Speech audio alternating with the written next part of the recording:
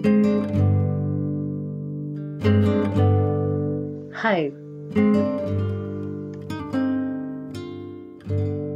Welcome to the Vulnerable Scientist podcast. This is your host, Sarah Nyakeri. So I have very bad news for you right now. I was able to get an interview with Frida Oyucho. Frida Oyucho is an upcoming data scientist. She did her master's in applied statistics in the University of Maseno and graduated last year. Was it last year or this year? Yeah, she graduated this year. And while we were recording this with using Riverside.fm, the interview was not as smooth as I was expecting. Didn't have stable internet where I was recording it from, so I lost most of the recordings, or rather, while uploading, I didn't have full upload, so I was not able to have full recordings of most of the recordings that we did, even if it was short. I thought I would get it. It was my first time actually using the site, and yeah, that happened. Yeah. So right now, I don't have a podcast from her. I'm hoping that we could record another one with her, another trial. I've just realized that there's a lot of learning that comes with these podcasts, especially online podcast recording sessions, and it's a little bit tough. But anyway, we are still going to continue. I'm going to maybe give a highlight of what I learned from her story. Actually, with Frida, she didn't have a lot of loads, but she mentioned that while doing her master's, she was not able to graduate earlier. She wanted to graduate very early. She had done her coursework, she had done a project, and she got her secondary data from the work that she is working, like her current workplace, and she was not. She didn't have trouble doing that, but when she was about to graduate, she thought she was on the list, but she wasn't on that list. Apparently, there's a certain lecturer who was responsible for the research work, did not submit her work to I don't know what place. So she was not able to graduate on time, so she had to take up action and follow it up, and finally she graduated, but it took her time than she expected. So that was the thing her down. And also she spent a lot of money going from, because she was working in Nairobi, so going from Nairobi to Kisumu in the weekends to meet her supervisor and discuss stuff. And sometimes she'll use flights, and that would be expensive on her side. But the good thing that she mentioned was that she was able to actually afford her education because she paid for her own fees and all that, and she was able to afford for those extra expenses that she did not expect. So she also mentioned that she had a very good support system in terms of her supervisors and her friends and family who were able to support her through that crazy period in her life. Just going back to her not graduating in time, she hoped she would just go directly to do her PhD, and that was not possible because of that delay. So I think something else that I got from her is there's still people who she was in the class with who are still trying to find fees or just to be able to graduate, and it's a common problem across Kenyan universities, especially with students who want to pursue education but they don't have enough resources or funding to do that. She also mentioned that sometimes some lecturers can be frustrating, and this is something that I think I've seen in other people's experiences that I've talked to, they would mention that there are certain lecturers who will just purposefully frustrate you just to make your life a living for just nothing. You never like did anything with it. Of course, it's not like a valid reason for someone to frustrate your work, but there's certain people who just want to frustrate you out of no reason. It just wants to make your life a living hell, and it makes your school life a bit difficult. So I got that from that, but she celebrates that for her she was able to do that, and I think she was very thankful for that. So I was happy that I was able to get a lot of positive stories, positive or rather ups from her experience, and that was actually a good thing.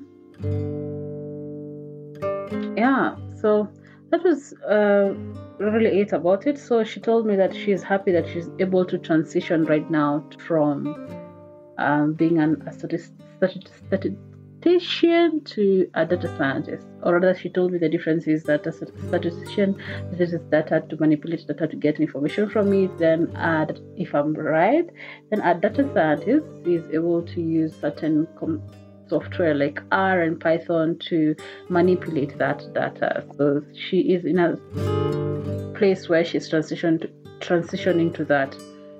So just to mention something, before we had this chat with her, previously we had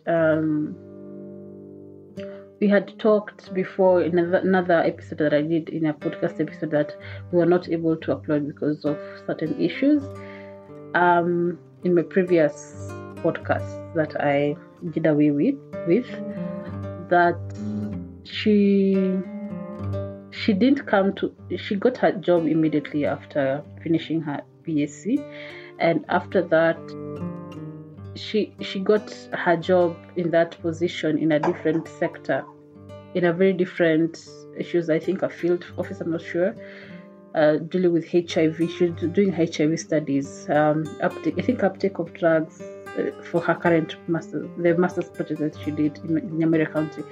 But when she came into that job space, she was doing a different role, something different from something to do with mathematics, something to do with interacting with people and doing, I think, field interviews, if I'm not wrong. Then she was able to move up and do something else that actually she studied for, and she went on to do even a master's for something that she actually wanted. And now she's transitioning to do data science, as you know, to be a full-time data scientist in still that space. And I think I liked that she moved from whatever she came into. She moved from that space to a different space so that she can be able to do the things that she actually wanted to do. And I was happy to hear that. So that's basically what I can remember from the interview. But I'm hoping that I will do another recording with her. Maybe try if she has some free time, we can try another recording. And I'm hoping to get new other scientists who are willing to be vulnerable on this space.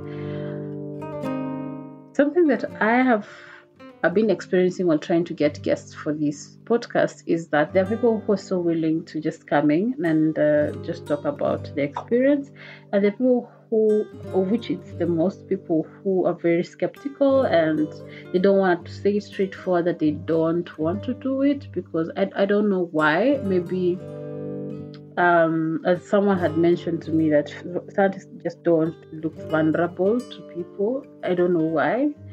And there are those people who actually don't want an interview at all. They don't even like pretend to say, oh, we'll schedule or whatever. And they just run away from it and, tell you, talk to my communications guy. And I'm like, no, I'm not interested in the communications guy. I'm interested in the scientist itself. So there's that hurdle that I've been having. But I'm glad that there's some people who I have scheduled some interviews with, and I'm hoping that they will materialize and they look like looking forward to it, and I'm hoping something will come out of it. So this is just to warn you as a listener that me getting an episode out is not necessarily because I didn't want to get it out, but because it's kind of hard to get someone to come in and tell their story. Yeah, it's a very, I think I kind of understand, but sometimes I don't understand. But I'm trying to understand people and see why. Because the reason why I actually did this this podcast approach is for people not to feel like they need to they fear that they will be seen using a video. So that's why I did a podcast, so that they have they can keep some certain privacy to themselves, and enjoy that, and you just have to hear the voices, still to hear the stories. But since I thought it would be easier, but I think it's not as easy as I thought. But I hope while we're doing this production, there are more people who will be willing to come in and tell their stories.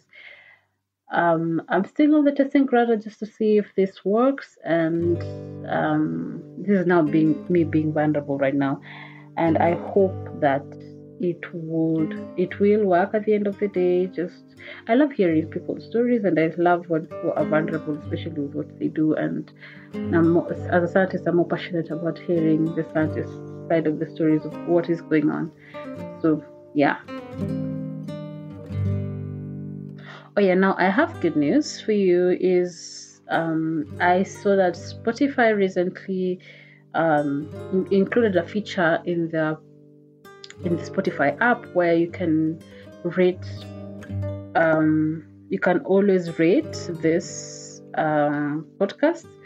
So there are also other platforms like Apple Podcasts and other podcast listening apps that maybe you're listening from, and they have a rating space where you can rate. Please kindly rate us and give us your feedback, your honest feedback of what you think about this. And if you feel like this is a space that you want someone else to hear about, kindly share. But on top of that, you can also just rate it so that other people who are like-minded like you, who have the same interests, can be able to see that podcast. It's the holiday season actually, and I was hoping that I would get more people to be free, but yeah, I understand that people are getting in touch with their family and being with themselves, and that's okay. Actually, today is 25th, and since today I won't be doing much, I'm hoping that I'll edit this audio. I've also learned some editing skills that I'm hoping to apply here, so that we can have a better listen of and enjoy the podcast more. So this podcast will be probably out today. So bye and enjoy your holidays. Enjoy your time with family and friends, and also enjoy time alone from work and from the pressures of the world. And remember to love yourself more and have conversations with people if you're feeling that you're happy, and if you're feeling that you're sad, or whatever feelings that you have. Please make sure that at least you have that conversation, even if it's you with yourself. Just be present with yourself and be in touch with your emotions more. This is why this podcast is here. Bye-bye.